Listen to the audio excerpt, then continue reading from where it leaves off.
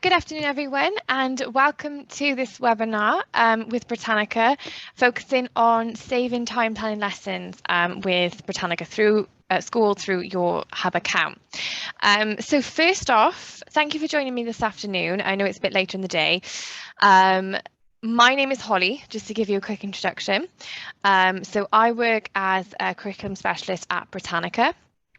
And my role is to ensure that anyone who is using Britannica is using it effectively and to the most of their advantage. So as part of Hub users in Wales, you are entitled to subscribe to Britannica and you have full access to it.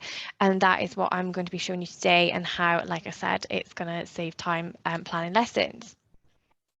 So just to give you a bit of background, I was an English teacher in Wales, actually, an English teacher for secondary school, so ages 11 to 18. And so what I do is take kind of my own experiences and the challenges I picked up on and seeing how we can help you through them. So that's what I've planned for this session today. So just to get started then, I've done a little introduction on who I am. So giving you a bit more background on who Britannica are. So we're known as Encyclopedia Britannica, used to sell those big encyclopedias, but obviously over the years we've moved with the times and we are now more known as Britannica Digital Learning, where all of our content is now actually accessible online. Obviously, the reason being is it's more easily accessible for all ages. It's much safer for students as well, our particular platform. And of course, it's just the way, as we've learned in the last couple of years, the education system is going. So what we do, or what Britannica School does, as you'll see in this session, is provide you with content that has been written by experts in a particular field. So when you are looking for those resources for your lessons, and you're searching the internet or looking at different websites, what we do is actually collate content and resources that are only written and created by particular experts in an area, making it completely relevant and reliable to use, and therefore for educational purposes as well. It just means that then you're finding things that are that you're able to use in your lessons, and the students can find things that are safe for them to be reading and to learn on. So the first thing I would just like you to think about is how would you describe a teacher's workload? Now, a lot of time I get feedback on this. It's particularly in the UK, very heavy. The workload is usually never enough time to catch up. But in particular, it seems to be a lot of time planning lessons as well and making sure that we're getting it right for certain students, considering each and every individual one and making sure that they are reaching those target grades as much as possible. But as we all know, that is very time consuming. And if we spent more time obviously working with the pupils, then of course we probably would get feel like they are a lot happier as well, but we would probably feel like we're getting further. But because obviously teachers have to spend so much time planning that, it's not always the case. And so this is where we really want to help you then today. So these are a couple of the things that I am going to be looking at in this session that I think Britannica School aligns with very well. So we're going to be looking at some engagement and hooks that we have. This isn't our main feature, but it is certainly something that teachers, educators can be learning or using to their advantage. We've also going to look at the variety of resources that we have. Then we're going to be looking at different differentiation methods, and then finally as well, the overall lesson planning side of it in terms of collating that material and putting it together. Okay. So what I'm going to do now is take you over to the Hwb homepage.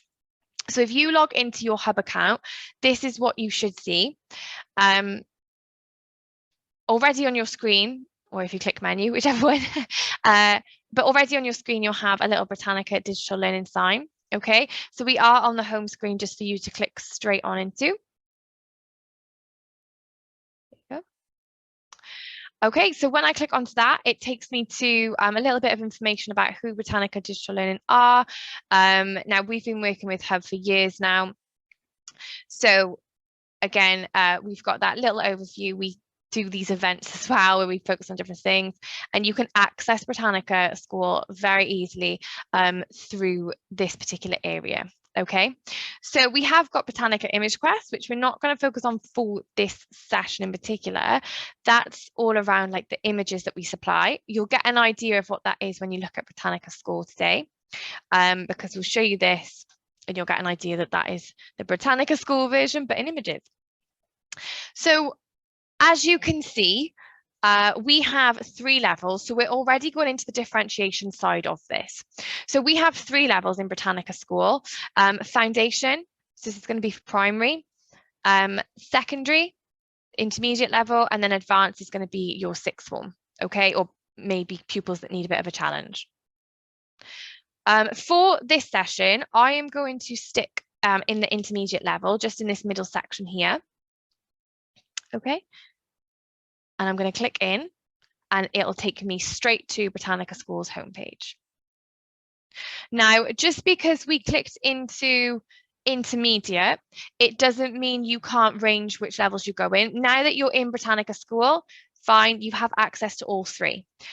If you do want to change, if you think, actually, I'm going to explore the foundation level, just click at this top left-hand corner, Britannica School, and it'll give you those 3 levels like it did on the Hub page as well. Okay, so I'm going to click into intermediate again. That's where we started. But I just wanted to show you that you don't have access to just one particular level. You can enter all 3 at any point. Okay. So this is our homepage. So we're going to start on that first bullet point, which was engagement and hooks. So whether it is the start of a lesson or whether you are looking to find something to engage students in an assembly, or maybe just in form time, or maybe, like I said, just for 5 minutes in the lesson, just to break it up a little bit, switch the brains back on.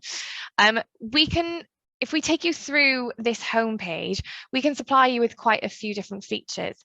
So the first one we've got is in the news. So we'll give you something that's updated or recent in the last couple of days that the students can go and explore. So I click on read article and I give them all about the latest thing in the news. So it says scientists say a brain implant gave a man the power to communicate. Okay, so it's just something, again, just to engage them, get discussion around it. Okay, but if you scroll down, we've also got some did you know videos. So all of them are really short. It's just kind of quick facts. Might be a nice idea to get them to, if I was still an English teacher, I might ask them to summarize what they just learned in one sentence to engage those summary skills. You could do a little quick quiz on showing their key listening skills. They could create their own did you know videos, just little ideas for starters and for hooks, just to engage the students interactively. We've also got a compare countries. So again, we can compare 2 countries from all around the world and it'll give them some facts and statistics. So particularly really nice for geography. It might even be numeracy based lessons. So here we've got Mali and Paraguay. Here we go. And it's got the different languages. It also has the life expectancy and the literacy percentage. Okay, so we can have those discussions on why do you think one is higher than the other? What do we know? Again, a summary of the facts they found out, etc. We also have a world atlas, so they can explore different countries around the world. It'll give them a little summary about the place. Okay, so let's say I wanted to go on to Germany. There you go. Okay. And it'll take me there then, and I will get a summary and an article related to it, a profile, and then anything related to it as well. Okay, so again, what we want to do is just get them engaged with this platform and make it a bit interactive. You can kind of pick this person up and put them down anywhere as well if it gives them. There you go. That was a very nice spot. So again, it might be quite good for like the creative side of it. Art, you might want to ask them to sketch something, or they might want to do a description task. You might want to do something in history where it's like, describe this past image that you might give them from a source with the current one, etc. So different ideas that we can use this for. They're very versatile functions.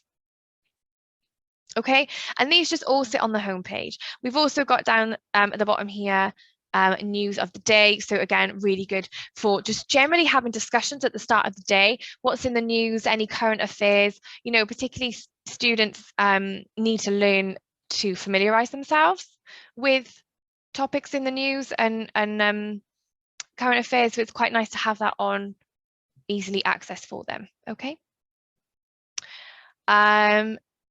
So what I'm going to do now is help you with the actual content side of it. So I said about resources. Okay, so we're going to look at the resources that we have itself in Britannica.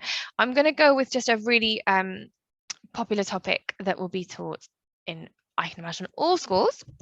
So I've typed in World War. I haven't specified which one, because I wanted to show you that you get a list of recommended articles. So even when you're typing that in, you're going to give students the direction, okay?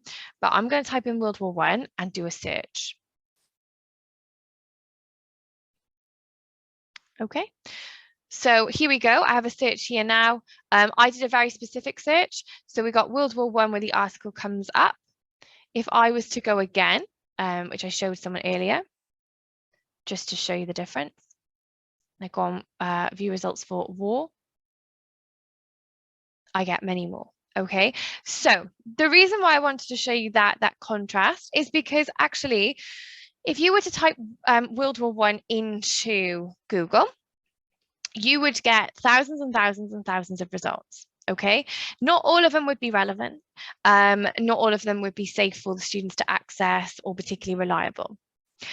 What we've done is filtered down so that the searches are linking to exactly what we have, and filtered down so they are only educational resources being provided to you. So you don't have to get lost in kind of like a sea of resources.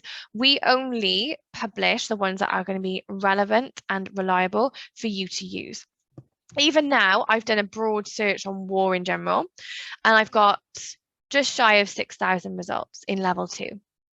Okay, in intermediate.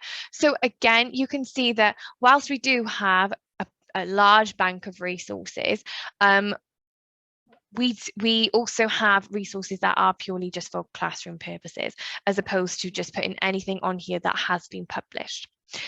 Just to show you another contrast, I am currently in intermediate. If I go down to reading level 1, I'm going to have 1,383 results. Okay, that's because obviously at primary level, there's not going to be as much content that's going to be relevant for that particular age group, okay, or ability. If I go up to level 3, it's going to grow and we've got over 18,000 results. Okay, so not only have we provided only educational resources, we've also differentiated them into 3 levels for you. Okay, so if you do see results and you think you want a bit more, you are more than welcome to click into level 3. But at level 2, these are the results on war that are going to be relevant for secondary school students. Okay, so I wanted to show you the actual resources that we have. So these are the articles, or this is the article results. We will be looking at one of that, what they look like in just a second. You've also got images. So if you are planning a lesson and you want them to have some visual aid, I always used to like to start the lesson with an image, whether you want them scattered around the room or whether you just want them perhaps doing some actual research and selecting images themselves. You could just click on one, okay, and it'll give you actually an overview as to what that image is as well. So here you go. What we also have is another map. So here's another one, and then it gives an overview here of exactly what they're looking at. So not only are they provided an image, but they also provided an overview of what that image is. We've also got videos. Okay, so again, all of these come with a little overview as to what it is about. They're no longer than a few minutes long because we want to keep the students engaged, and they actually all come with a transcript as well.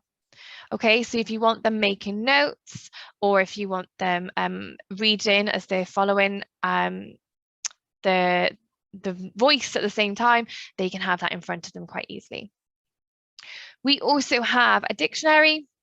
That's provided by Merriam-Webster, and we also have journals. So if you do want to introduce theories and criticism and start getting the students to evaluate certain opinions, you can go into journals.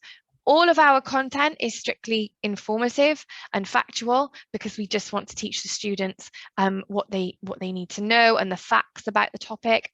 But if you do want to introduce some of those, like I said, critical thinking skills, come into journals, and that's where you'll find a selection of them. So we've got over 2,500 here. They come in PDF version, you can download them, and they're all provided by EBSCO as well. Okay. We also have primary sources and ebooks, again, so quite nice for your humanities subjects if you want to have a look at some important documents. Okay. And then what we also have, which I like to show, is Web's Best Sites. So if you do want your students to go off and explore around certain areas, and maybe they don't want to you don't want them to stay on Britannica, but explore around Britannica as well, we've also selected a list of relevant websites for them to go off and have a look at as well. Okay. So they're our resources. So we've got a variety here. We have your articles with all your textual information. We've got journals to challenge some of your students. And then we've got the visual learners with images and videos as well. So we have a wide range so that when you're planning your lessons and you are looking for specific resources, we provide quite a selection for you. And like I said, you'll know that anything you select on here is completely relevant for the student to use, and it is accurate. I said at the start, just in case anyone new has joined since, I believe, we have everything fact checked completely. So it's written by a curriculum or a subject specialist, and then it is fact checked before being published, and then they are constantly revised and updated. Okay, so everything in here has been through quite a large process of being checked first before actually being published. And then just to show you what the inside of an article looks like. So again, in the article itself, okay, we have a couple of tools that are going to help support some of your students. So it'll help you in terms of actually incorporating some differentiation methods into your teaching lessons, rather than you trying to cater for absolutely every individual. So we do have 3 different reading levels. Like I've said, just because I've clicked into intermediate, it does not mean I need to stay there. I can take it down to level 1 if this is a little bit too difficult for some students. And that's where the writing will become a lot less complex, a bit simpler. It'll only take out the key points, so it's a lot easier for them to follow. And if I go up to reading level 3, it becomes a lot more advanced and complex and a lot more in depth on the topic as well. Okay. So I'll go to reading level 2. So that's one way that you could differentiate when you get into an article for your students. And they can click up and down this all they like. They're not going to be exposed to anything that they shouldn't. Like I said, it's all safe for them to be reading. We've also got a font up, font down. So if you are using a whiteboard and need a little bit of help, there you go. We have a listen aloud tool. So just let me check my sound is sharing. Introduction. Some 20 years after the end of World War I, lingering disputes erupted in an even larger and bloodier conflict, World War II. So what it does is read the sentence aloud. So this helps students then focus on what is being said. It might be that some students learn better through hearing, so the auditory learners. So if you press play, it'll read that aloud for you, and it also highlights it. So if I just press it again. Some 20 years after the end of World War I, lingering disputes erupted in an even... So when it highlights, of course, what that is doing is helping the students follow the text as it is being read aloud, okay? And that is proven to have great impact on students with the likes of dyslexia, because when, again, words are highlighted in a certain colour, they find it a little easily accessible and easier to follow as well. We also have a translation tool. So if you've got any EAL students, we can translate this into any language. Let's go Italian, done, and it'll translate it for them. And if we highlight or hover over, sorry, it will give it to us back in English. Okay, so the idea is that we are constantly still improving our students' English language skills, but we are also catering for their needs as well.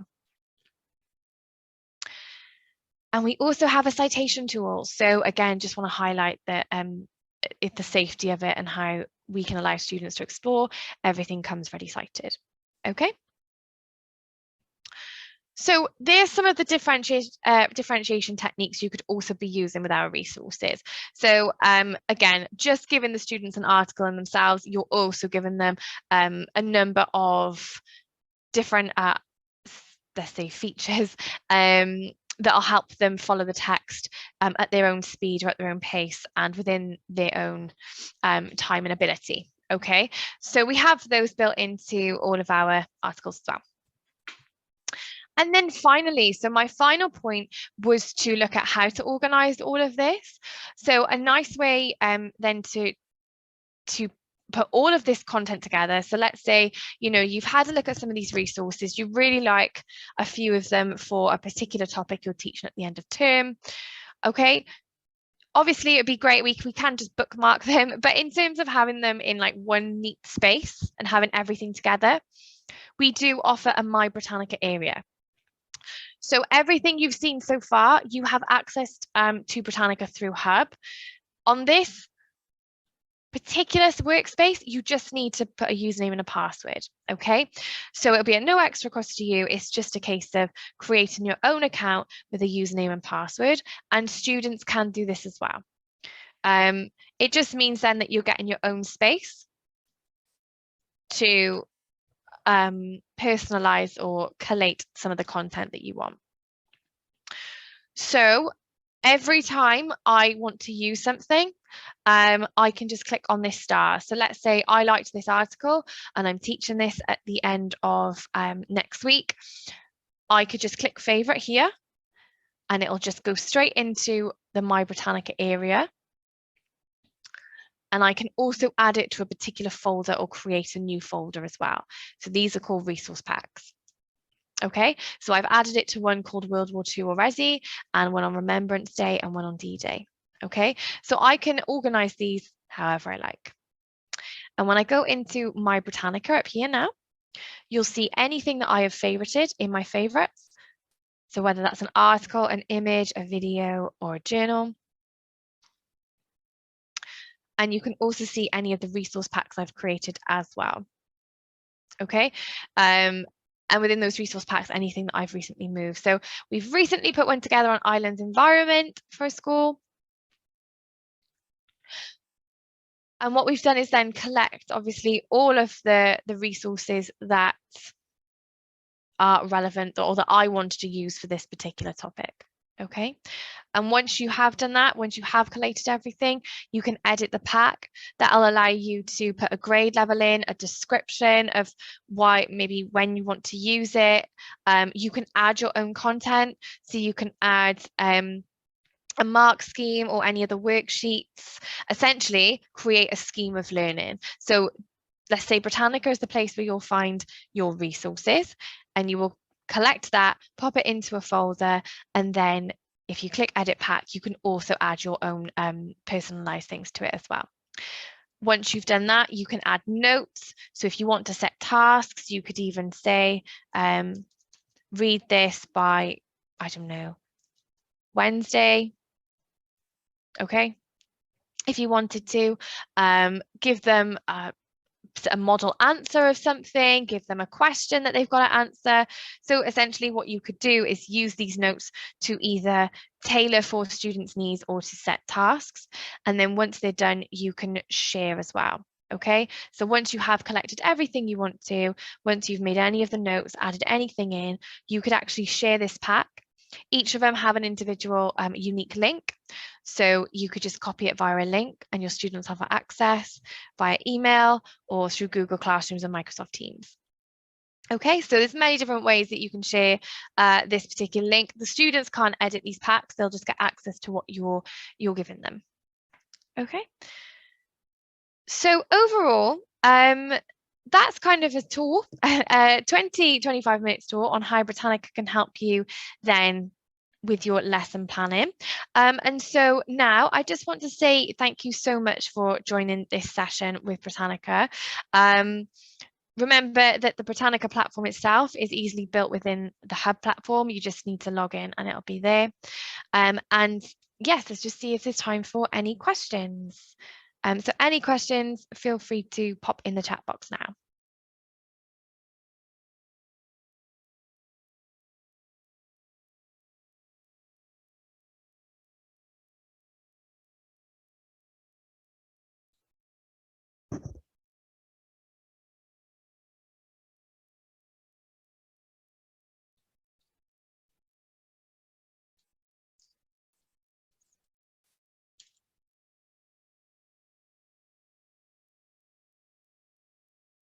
I've also got my colleague Hayley on with me, who will be happy to also help us with some of the answers. So my colleague Hayley is the one who also works with me on with Hub, alongside Hub, just making sure that everything is running smoothly. So any questions? So I'll answer those live actually, and I'll type them as well. So to answer the first question around recording, there is going to be an email going out this evening with your recording and some information about the other ways that you can use Britannica on Hub to support lesson planning. And we also have a question around independent schools access. So it is available as a school subscription across the whole of the UK. So it is something that independent schools can purchase or have a trial of.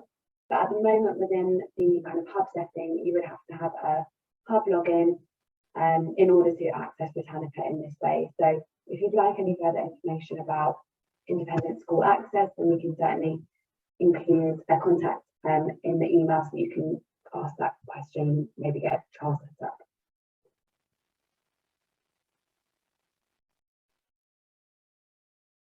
I think that's all the questions we have for now, and yeah, we give a little moment in case there's any others.